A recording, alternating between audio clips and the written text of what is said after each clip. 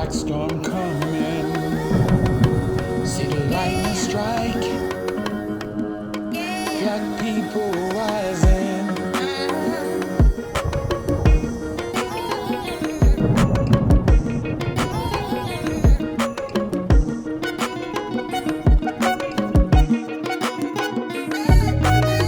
Hello and welcome to another edition of the Umoja Circle. This is part two of a topic that I started last time on the topic of our language system. Like I said in the previous shows, and let me start with this. For those who are new to the Umoja Circle, my name is Keith Smokey Johnson, and the purpose of the Umoja Circle is to correct errors where errors are found and to introduce facts where we find that so many people are working on fiction when it comes to who we are as African descent. And one of those fictions, and many of the fiction, out of the multitude of fictions about us, that not only other people say about us, but what we think about ourselves because of our vastly miseducated educational system. And one of the fictions that I was talking about in part one was the language system that we've been speaking for the last 400 years. And it's called Ebonics. Came out in 1973. So I just wanted to let you know that we will talk about this topic. This is part two.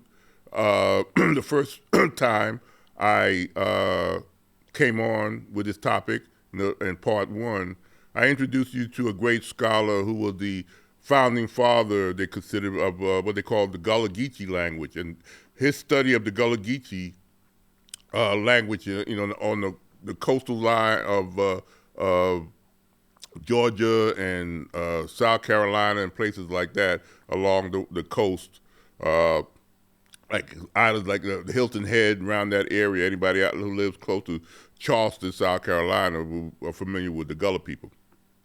But he found out, he started with them and expanded his researches over 20 years, which took him all throughout the Caribbean, or throughout the plantation South, throughout this is in the 1920s, okay?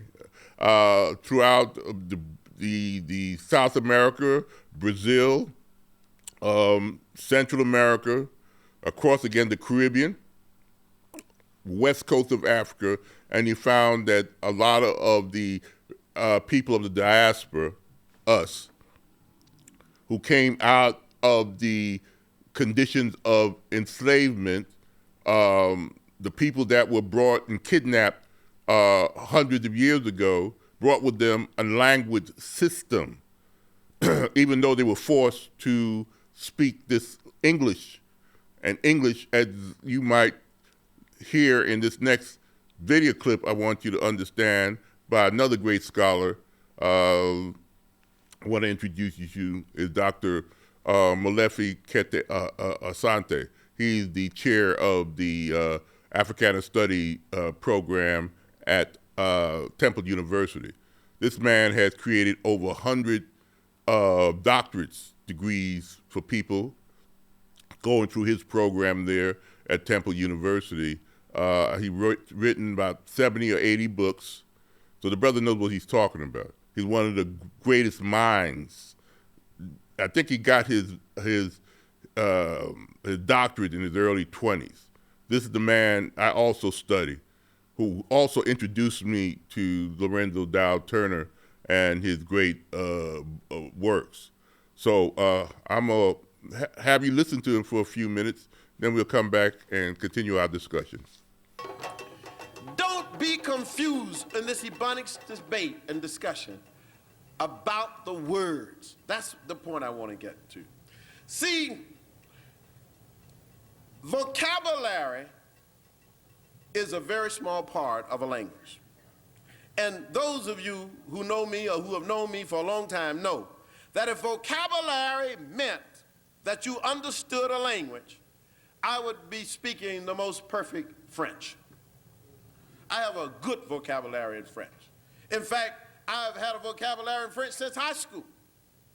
You ask me, Virginia Gaffin shaking her head because she has a good vocabulary in French. But I can't speak the language fluently.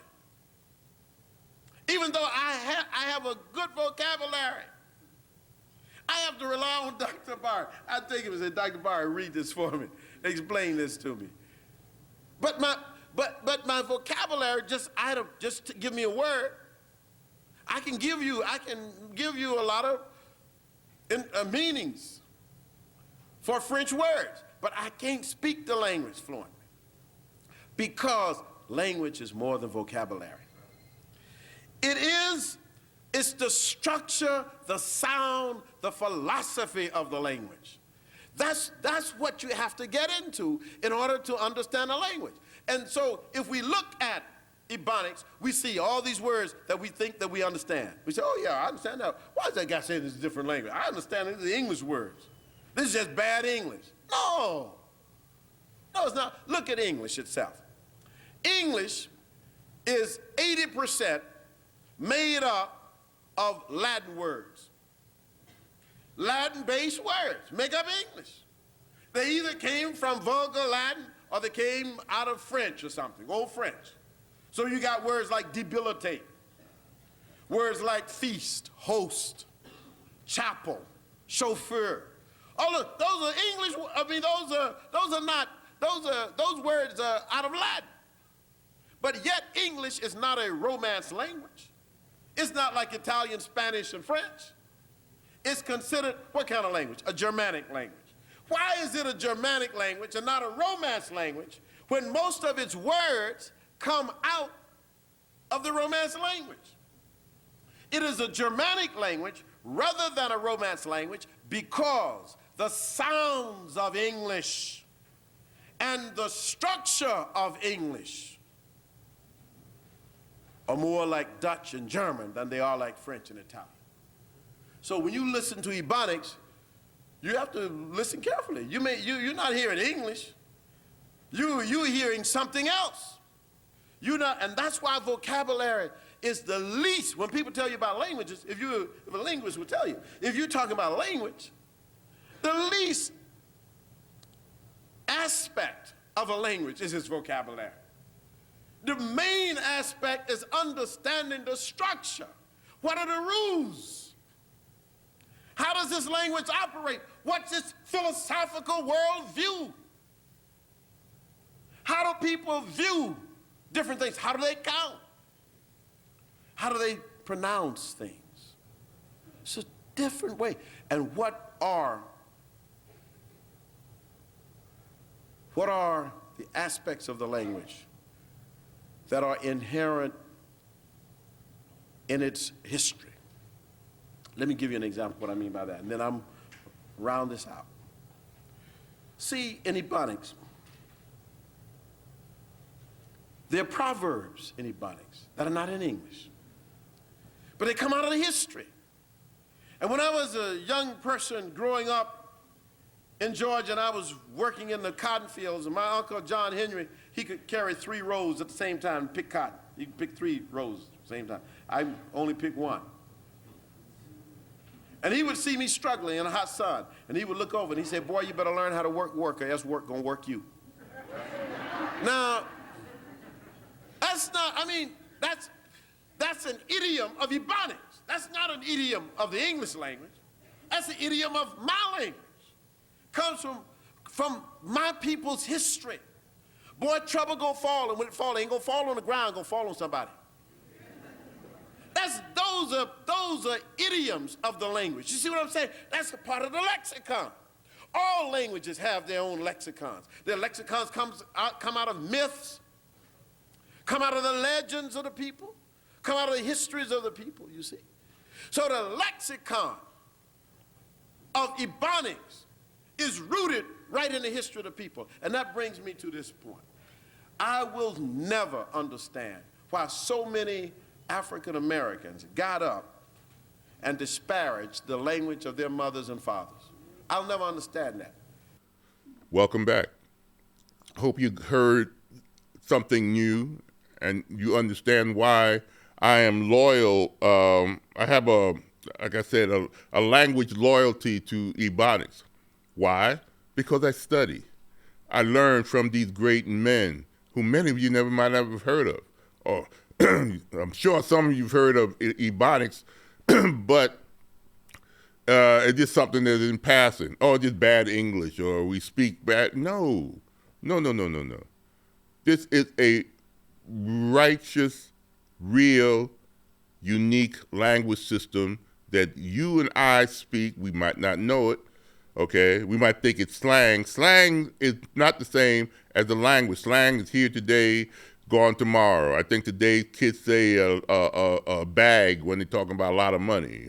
I'm not used to that. I'm a baby boomer, but I'm hearing those things. Or a band. I think a band, when it comes to money, is $1,000. That's slang, because they didn't use those terms in my generation, or the Generation X generation that I never heard used before. You know, my children's generation.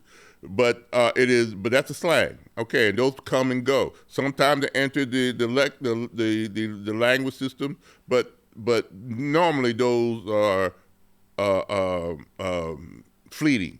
But a language system is, as we showed in the previous show, is a regularized code spoken by a community of people. It's regular. It doesn't change.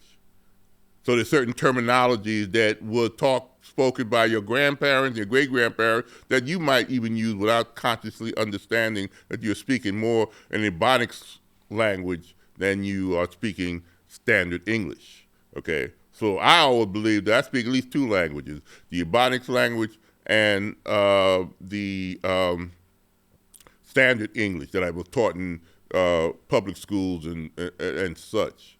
In fact, back in the 90s, I think Oakland school system recognized Ebonics as a separate language. Just like you have a Spanish-speaking kid or some other person from, say, Vietnam, you recognize that they come into the public school system with a language different than the standard English. So there's certain protocols that are given to them. Young black boys and girls for hundreds of years, well, at least the last century that we were going through, especially when we went from segregated black schools, which we had excellent teachers, to these white-facing public school systems who did not understand us, and we brought this Ebonic language. It wasn't called Ebonics back in the 40s and 30s and 20s, but that's what we're talking about. But they were talking about bad English. Even we say these things. You're speaking bad English, or we're embarrassed about how kids are. Instead of understanding, they wasn't listening to English. They were not listening. I wasn't hearing English when I was a kid, even though I came from the Caribbean. There was patois, all these terms are used. No, it's not an offshoot of English. It has nothing to do with English. That's my point. It's a unique language system. Okay. I got some images I want to continue our discussion with first, all right? Again, I want to give props to this brother. This is Dr. Lorenzo Dow Turner. This is the person who did the 20-year research that showed that the Gullah people had a unique language system that is similar to what he found on the west coast of Africa, similar to how people spoke in Mississippi and Alabama, the terminology, because of the isolation of enslavement, because of the isolation of segregation, our communities developed these language systems. There's nothing to be a language. There's no such thing as a good language. All language communicates. All language are regularized codes. Even some twins have a language system between them. That don't mean they're stupid or dumb. It just means this is how we articulate and this is how we express our feelings and our worldview. Black people did that too. Just threw in English words into the West African structure. Let's continue. This gentleman is the person who Dr. Williams, who came up with the term Ebonics. I must give him props. And he wrote a book that came out in the 1970s, mid-70s, 75, that brought up, and he did a conference in 1973 in which the term Ebonics was brought to a bunch of educators and psychiatrists and psychologists, black educated psychiatrists and psychologists. Let's go on. He's the one who termed the term. Okay, this is why. That he got from Dr. Lorenzo Dow Turner, and this is what a lot of you have never been educated to the point. These kidnapped and enslaved people were taken from a region of West Africa that covered a 3,000 square mile area, starting in Mauritania and going all the way down to Angola. I think I got a map of that area. Let's see. This is that 3,000 miles. Look, Mauritania's up in the upper left-hand corner. That's Mauritania, and that's Mauritania. You see in the green, and up next, yeah, and all the way down to Angola. You see the Democratic Republic of Congo and all these areas, all those areas, Brazzaville, all that. 3,000 square miles of millions of people that had empires, who had traditions, who had language systems, who had culture, who are ancient people, were kidnapped and treated like animals. And we were not brought over here to be educated. That's the point you must understand. But we understood who we were. We understood our culture, and we clung to whatever we could. We were disconnected from our traditions. We were disconnected from our versions of God. We were disconnected from our money systems. All these things that we had before Europe came out of the caves. I'm not just being hyperbole. This is known fact. The earliest language system was created on that continent. The coast that you see there was called one of the things that brought Portugal and Spain out of the Dark Ages, okay, and medieval nonsense, was the wealth that they found on that coast of Africa, okay? The same wealth that is still being plundered from that continent to this very day is what brought European to the prominence that it has. It wasn't, they didn't find gold and all these things on European soil. They found it on that continent. And one of the greatest gold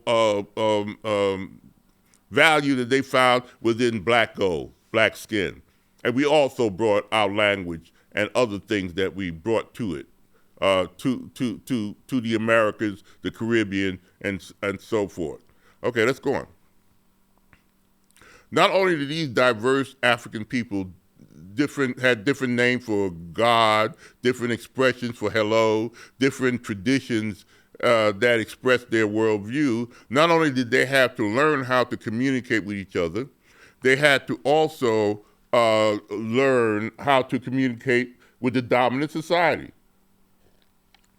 The society that kidnapped and enslaved them, okay, Europe, America, a society which spoke a completely alien language. This was the problem. What did they do? Now, let me just leave that there. Let that seep in. Not only did they have to understand each other, but they had to understand the dominant group's language, whether it was English spoken or French spoken or Spanish spoken, to name a few, the European, and some places Dutch. Just last show, I ended trying to, I think I should repeat what I said in the last show to give you another example. I use the idea of a Marvel multi-universe. Say we enter I take you to another universe in which it wasn't Europe that kidnapped and enslaved people, it was Japan. Okay, Japanese language is a tough language. English is also difficult for some people. But instead of going to Africa in this universe, the Japanese who kidnapped went to Europe. And they kidnapped somebody from the Netherlands, somebody from Great Britain, Scottish, Irish. They kidnapped the Frenchmen. They kidnapped the Spaniards. Okay? All these are different people from that continent, all speaking different languages, all had different ways of saying hello, okay? All different traditions, okay? Kind of like what African people had to deal with when they were kidnapped by Europe, okay? They had different ways of saying hello. Yoruba, Hausa, Fani, Igbo. All these people were not ignorant with bones in their nose. They were people who were part of an empire, whether it was Mali, Songhai, Ghana. These are great empires that existed alongside of Europe, okay? 1200, 1300, 1400. They are what inspired the Portuguese to go down the west coast of Africa. But the wealth was not, even though you were taught in school that the wealth was somewhere in the east, China. No, the Portuguese heard of the great gold that was down there. The first forts that were then later became slave forts were there for gold. One of the earliest forts that was created in 1480s was Elmina, the mine, okay? And this was in the west coast of Africa in what we would call Ghana today. And if you see the people and the traditions of the Ghanaian people, they have these gold. That is what these Portuguese read about, going back to Mansa Musa, who spread the gold from the great Mali Empire all across northern Africa to Egypt, from the west coast of Africa. That is what we are dealing with. Not to mention that these people are ignorant. It was the disintegration of those empires that the Europeans came in and manipulated the situation to make it worse. And many of us fell for it, I have to admit, according to the histories, okay? Read Chancellor William, The Destruction of African Civilization. But anyway, we're talking about the language system, okay? Not only did they have to learn English, they had to learn each other's language system. But to show the brilliance of the people, let's go on. We'll come to certain points. They'll show how brilliant they were, okay? The way in which this dilemma was solved showed the incredible genius, not the ignorance, the genius of our enslaved ancestors that you do not know about.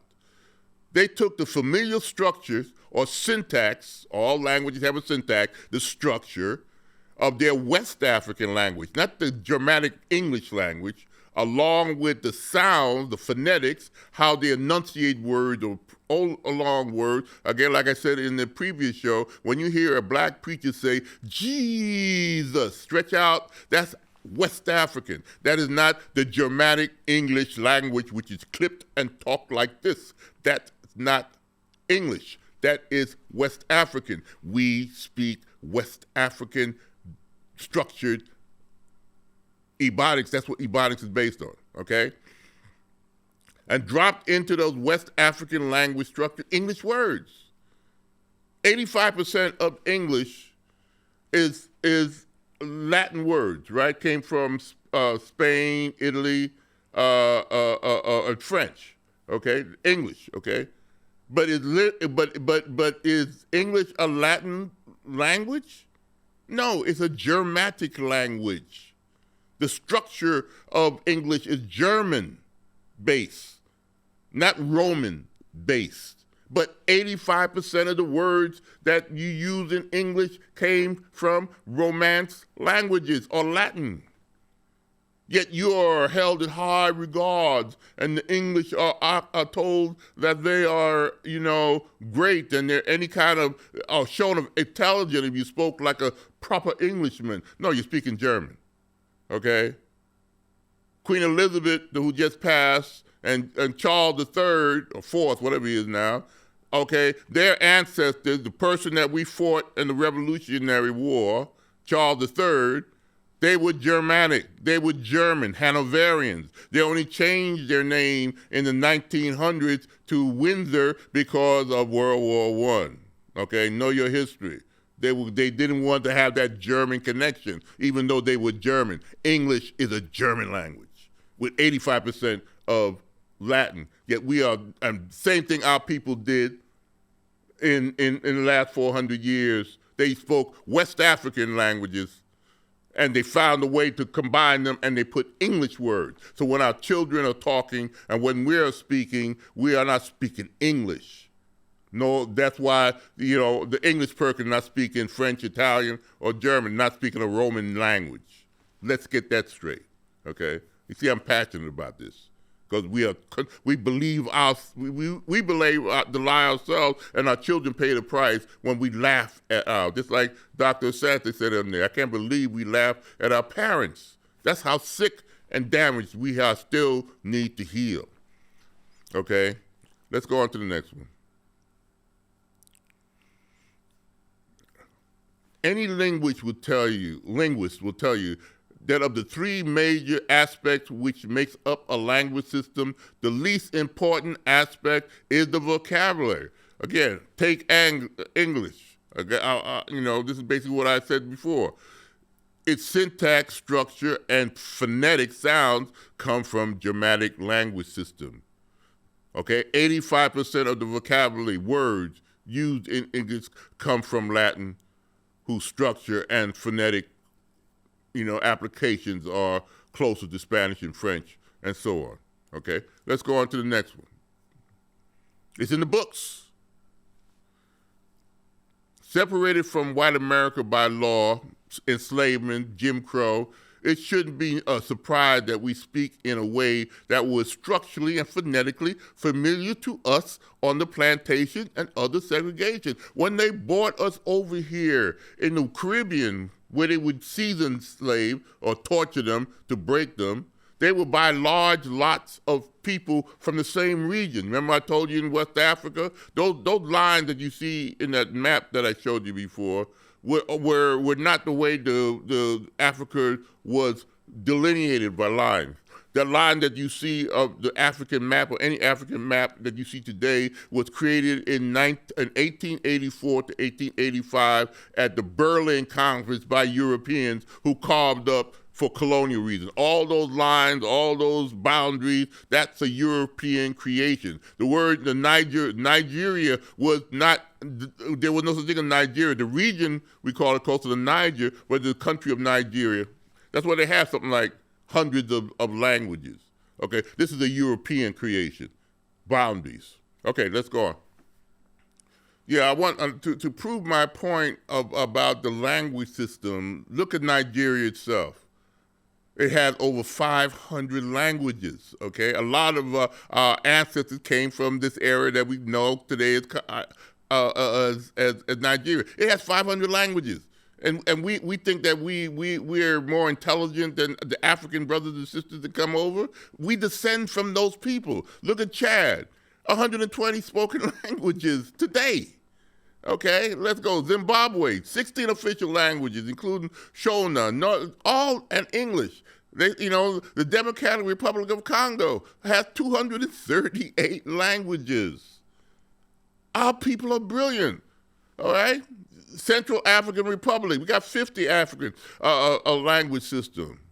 We got to understand who we are. There is no problem for those Africans who came over here, enslaved as they were, to be used to deal with multiple language systems. They were familiar with the people along the west coast of Africa. They had different boundaries, borders like I showed, that was created by Europe in 1884 and 1885, when they said that it's a big cake. That's how they got your colonial areas in the 1900s that ended up having World War I for the resources. But this is why our ancestors were able to create it. Okay, it shouldn't be too much of a surprise to anyone today that so many members of our own African American communities have to believe that our own unique way of speaking is inferior because we were taught, simply because others in authority said so. This is what we were taught. Those who didn't have our best interests in hand, which was just part of an historical pattern of miseducation of us as black people. As young black children in America, we all learn the language spoken by those who raised us and interacted with us.